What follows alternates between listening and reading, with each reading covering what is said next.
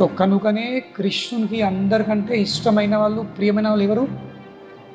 గోపికలు. ఎందుకు? అమ్మాయిలని కాదు. Please try to understand this. It is not a matter of feminine body. ఒక స్త్రీది స్వరూపం కాదు అది.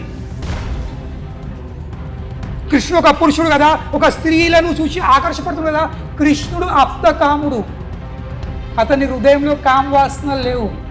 అన్ని కామంకి అతీతుడైన వాడు అతడు.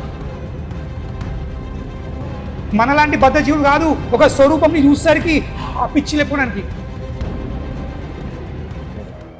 కృష్ణుని పేరు అప్త కామ అంటే ఏంది? One whose full of all desires, whose desires are fully satisfied. అది కృష్ణుడు. సో కృష్ణుడు అమ్మాయిలను చూసి ఆకర్షపడే వ్యక్తి కాదు. ఏం చూసి ఆకర్షపడే వ్యక్తి కాదు?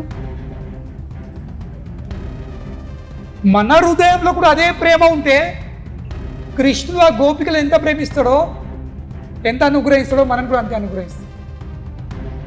So it's not a matter of a physical form, it's a matter of heart, it's a matter of love.